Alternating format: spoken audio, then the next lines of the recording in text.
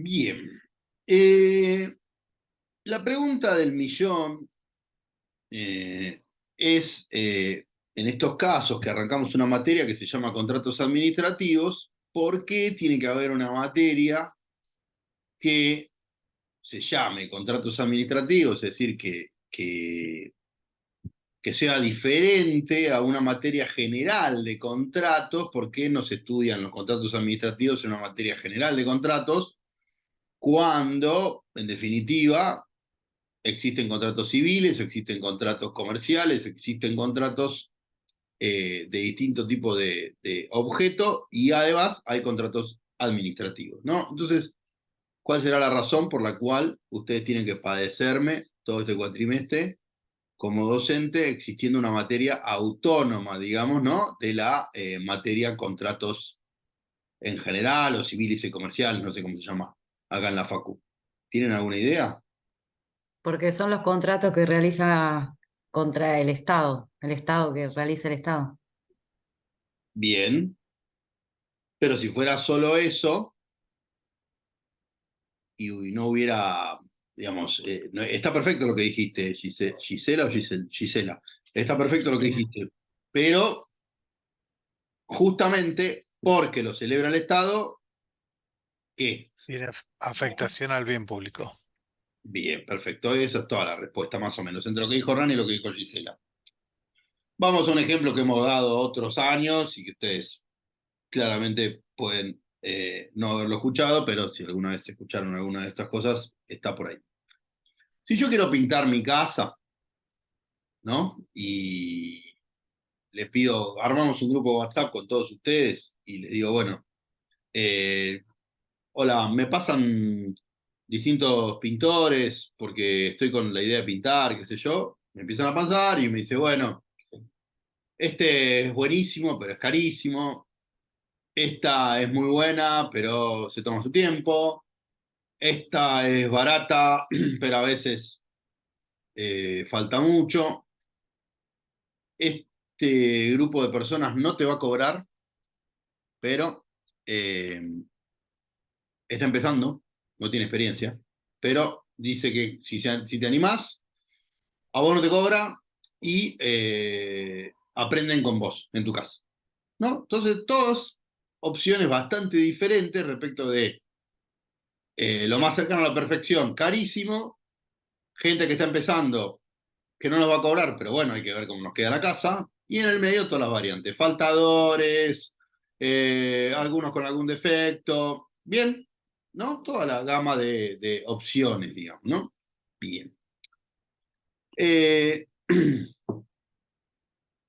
Cuando yo tomo la decisión, o en mi grupo familiar, o solo, quien sea, digamos, ¿no? De elegir alguno o alguna, en definitiva lo que termina pasando es que, claro, yo tomo una decisión concreta y, en algún sentido, el perjudicado soy, o el beneficiado soy yo y mi grupo familiar y la gente que viene a comer a mi casa y en su caso le parece más lindo ver la casa pintada, un grupo muy reducido, digamos, de personas, y en la otra parte beneficiada es él o la que pintó la casa, la que hizo el trabajo, el que hizo el trabajo. Bien, la gran diferencia, como ustedes están advirtiendo, en tanto el Estado realiza acciones siempre en pos del bien común, y si contrata el Estado un bien o un servicio, va a ser para cumplir el bien común, es que en este caso, en un contrato administrativo,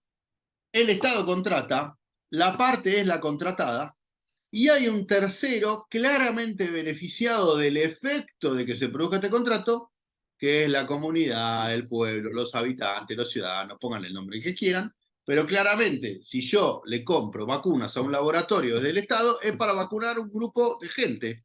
Por lo tanto, hay un tercero necesariamente afectado por el buen resultado de este contrato,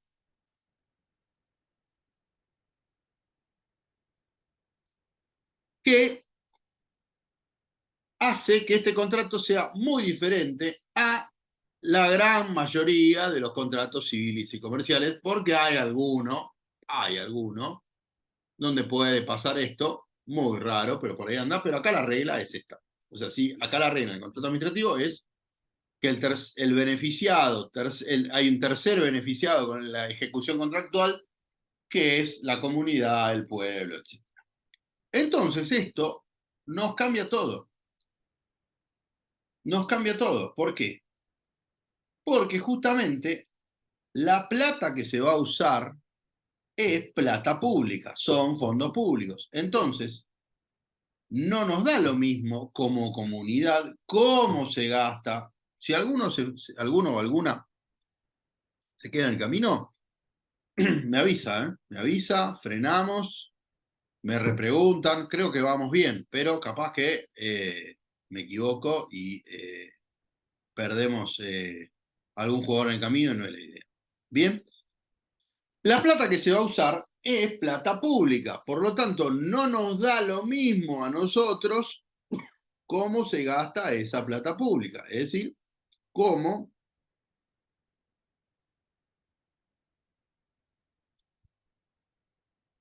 elegimos al contratista, cómo le pagamos, si le pagamos antes o después de que hizo el trabajo, si le adelantamos plata, si le pagamos en pesos, si le pagamos en dólares, etcétera, etcétera, etcétera, etcétera.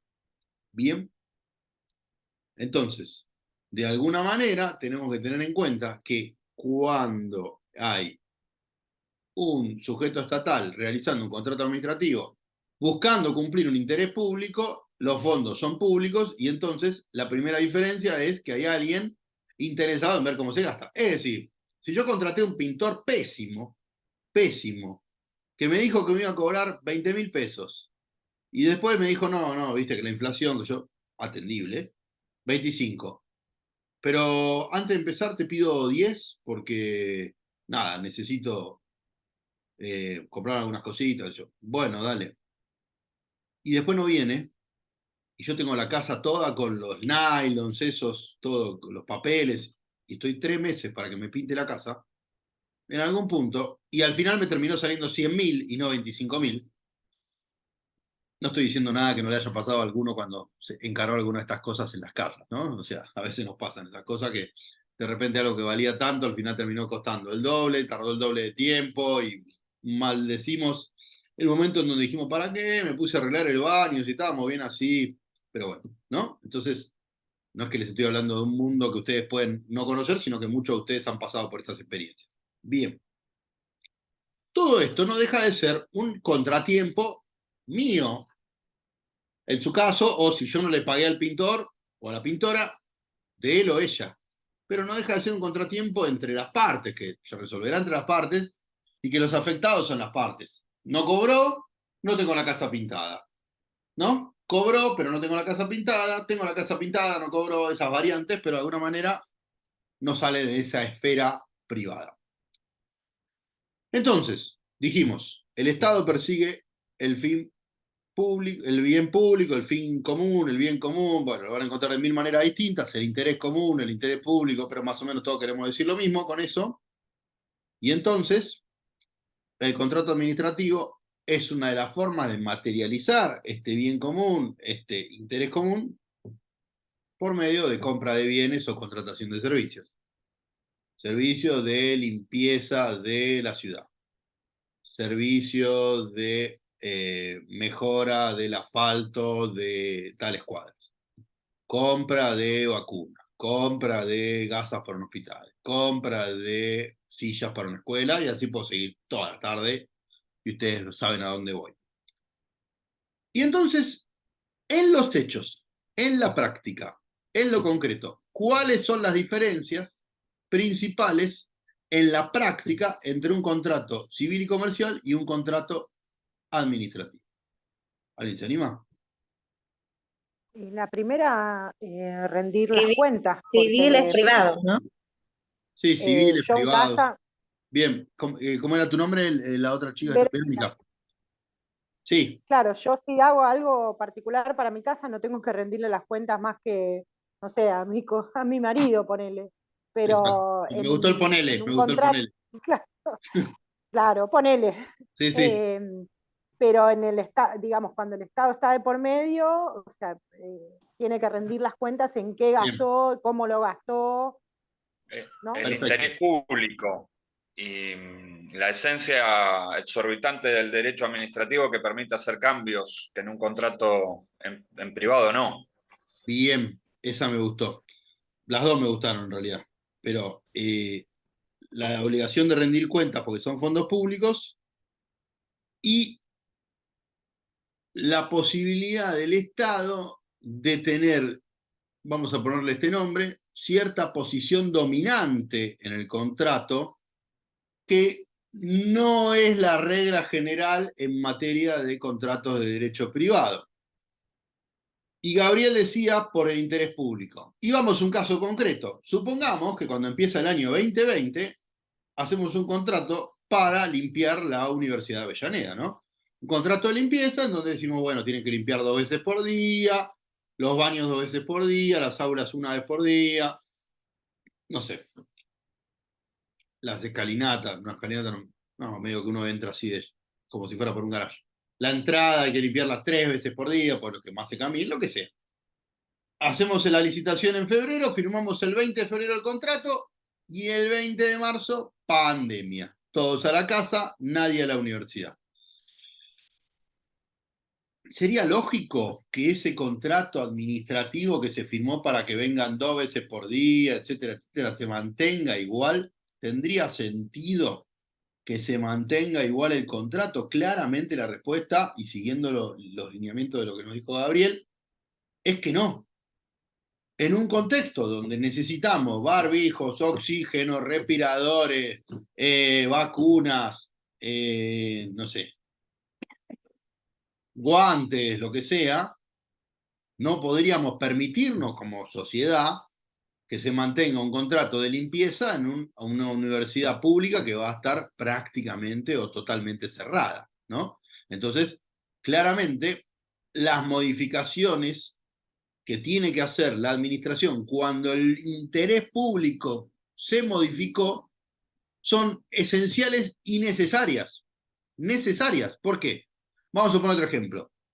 Decidimos construir un hospital de última generación en cualquier lugar. Vamos a poner en Avellaneda. En Avellaneda, ¿no?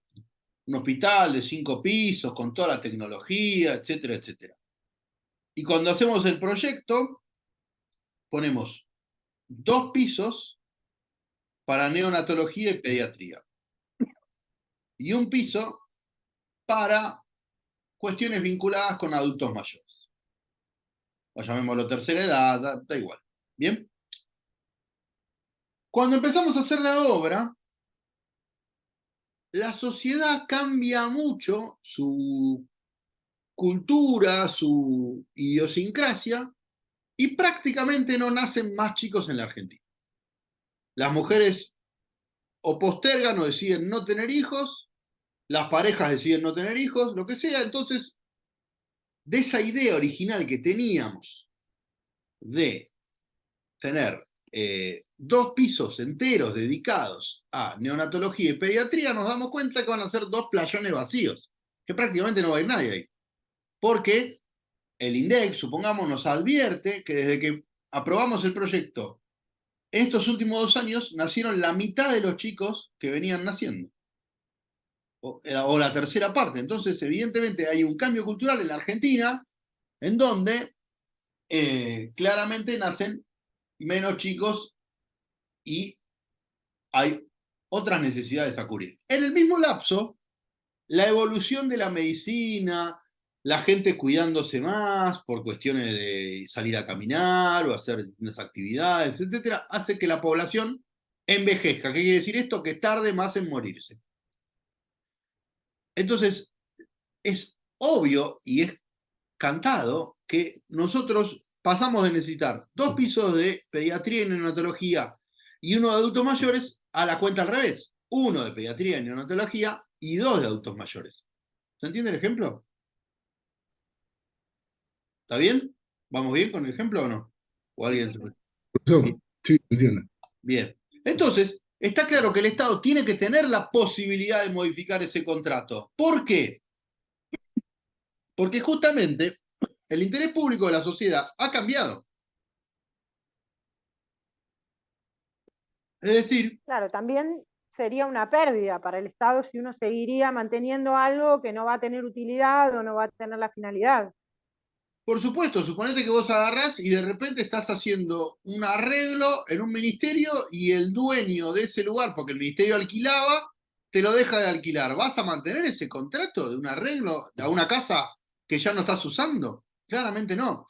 Es decir, es hasta sano que el Estado tenga esta potestad. Es decir, lo que mal explicado o equivocadamente explicado pareciera que es como una prerrogativa que sería criticable porque los pone en un lugar de desigualdad, en este caso, porque el Estado para tomar una decisión como esta, para modificar el contrato, tiene que dictar un acto administrativo. Ya lo vamos a ver esto, ¿eh? Está la unidad 4. Tiene un régimen exorbitante y prerrogativas a su favor.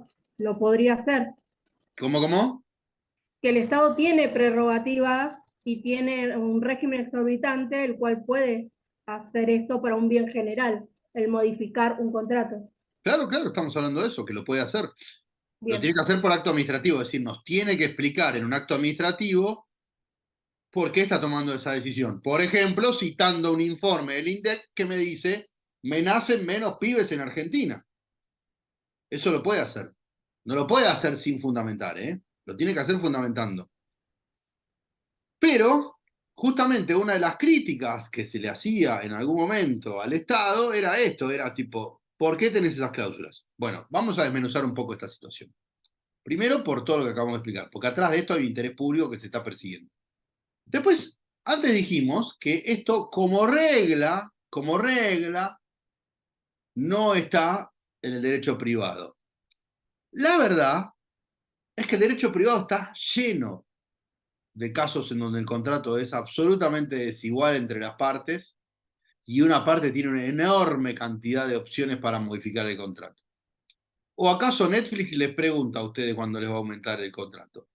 ¿O acaso la tarjeta de crédito cuando le dice, te quiero avisar que ahora la tasa de descubierto no es del 100, es del 120? ¿Les avisa? No. Eso iba a decir, los contratos de adhesión, la gran mayoría son en desigualdad de parte. Y en el derecho privado reinan los contratos de adhesión. Es decir, no hay uno o dos. Uno firma 100 contratos de adhesión y 4 contratos como el del pintor. Y no al revés. Es decir, el del pintor es la excepción al final. Uno no anda por la vida negociando con el sector privado todo el tiempo los contratos que va firmando. Ojalá fuera así. Ojalá fuera así. Es decir, incluso contratos donde uno tiene alguna libertad mayor, como podría ser uno compra en Coto online, por decir algo, y agarra y dice, bueno, quiero comprar esto. Y Coto dice, eso sí, los lunes no tengo más entrega. Los martes puedo entregarte o de 9 a 13 o de 13 a 18. No, pero yo voy a estar solo en casa de 11 a 13. Lo lamento en el alma. Lo mismo para un montón de otras opciones en donde tenemos entrega a domicilio y así. Es decir, la idea de que el contrato de derecho privado tiene esa libertad es también muy relativa.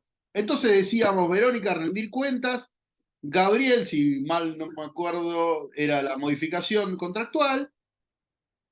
A la modificación vamos a agregar la finalización contractual en el caso de que no haya vuelta atrás, ¿no? Es decir, por ejemplo, un contrato, como dijimos antes, donde voy a hacer mejoras en un inmueble que no es mío, no es del Estado, ¿no? Mío en el sentido del Estado, y me piden que lo restituya. Cancelo el contrato, chau, te lo devuelvo así como está y listo.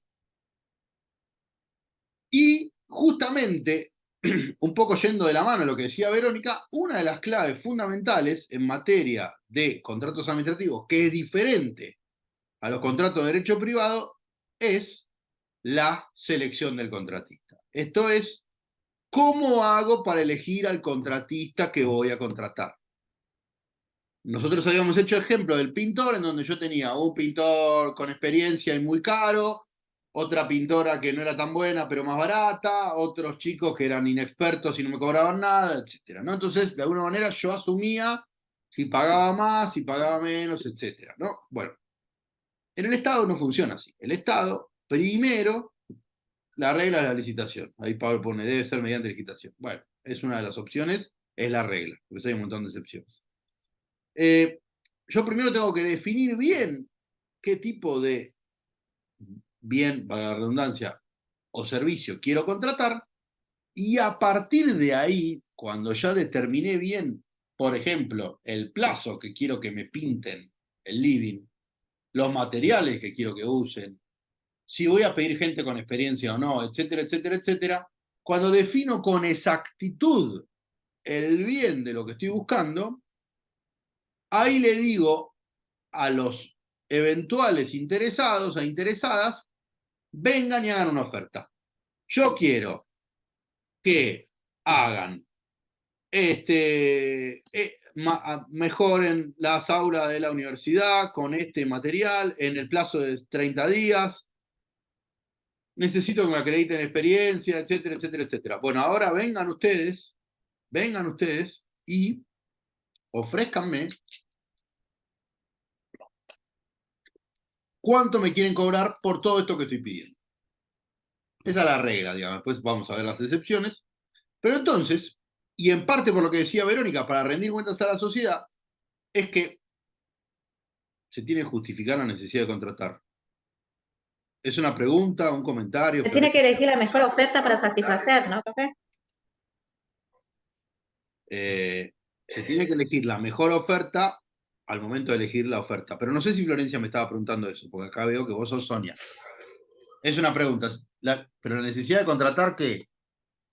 Mejor, se tiene que justificar la necesidad de contratar. Necesito gasas. ¿Tengo que justificar que necesito gasas? No entiendo. De hecho, sí lo tengo que justificar. Bueno, ahora el micrófono, así Ah, sí, no sí, quería dale, interrumpir. mejor, sí.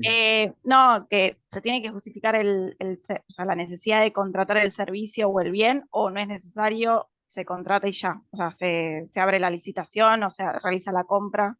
Sí, sin ánimo de meternos todo el tiempo en las clases que van a venir, pero tampoco te voy a dejar sin contestar la pregunta. Antes de empezar el año hay un plan anual de compras que se aprueba, que yo digo, el año que viene voy a comprar. Bueno, un montón de compras habituales, ¿no? Es decir, no sé, renovación del servicio de vigilancia, renovación del servicio de limpieza, renovación, no sé, algunas cosas así. Y además, agrego los bienes que necesito, ¿no? Entonces, cuando se aprueba ese plan anual de compras, ya queda sobreentendido que se acaba de justificar la necesidad de comprar todo esto. En el medio pueden pasar cosas, ¿no? Y entonces ahí cambio un poquito el plan anual de compras que había aprobado el año pasado por alguna circunstancia de algo que pase ahora, ni hablar en los años como la pandemia, ¿no? Pero digo, incluso este año podría pasar que haya... Como la devaluación, por ejemplo, o no, ¿Cómo? porque todos los presupuestos estaban calculados con otro precio. Entonces, sin duda, en todas las áreas públicas hay mayor necesidad ahora de contratar. No, claro, eso es además las modificaciones de lo oportunamente convenido, que obviamente ahora tiene que ver con mayores costos y una cantidad de cosas.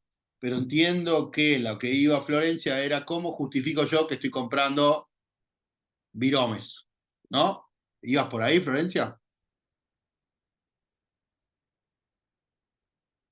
Entiendo que sí. Sí. Bueno, la gran parte de esa justificación está en el plan anual de compras. Y si tengo que modificar ese plan anual de compras, tengo que explicar por qué. Necesito comprar tal cosa porque hubo un interés público que se fue modificando. Bien. Reynoso, no sé si varón o mujer, porque figura Reynoso, y no me importa tampoco, porque la pregunta es lo que importa. Víctor, ahí estamos, cierto que habías hablado antes. Por ley de presupuesto. El presupuesto lo que nos va a decir es cuánta plata tenemos. Ya lo vamos a ver esto en unidad 2, pero no importa, no me gusta dejarles sin contestar preguntas. El plan de compra tiene que ser un espejo del presupuesto. Esto es, tiene que haber cierta comunidad entre el plan de compras y el presupuesto. Es decir, si yo tengo 100 pesos para gastar, no voy a tener un plan de compras que tenga cosas para comprar o para contratar por 1000 o por 10. Va a tener una relación, va a ser de 95 o de 105, porque no deja de ser una estimación. No puede haber una un divorcio entre el presupuesto que se aprueba y el plan de compra que se aprueba, porque el presupuesto me dice, vos vas a tener tanta plata para gastar. Vas a tener tanta plata para gastar en sueldos también, pero eso va por afuera. Y para gastar en contrataciones y compras vas a tener esta cantidad de plata. Por lo tanto, el plan anual de compras se hace mirando el presupuesto. Nos queda menos de un minuto, paramos 10 minutos, volvemos 7:15 y seguimos con la clase. ¿Les parece? Estamos en 10 Ok, minutos. profe, gracias. Chau.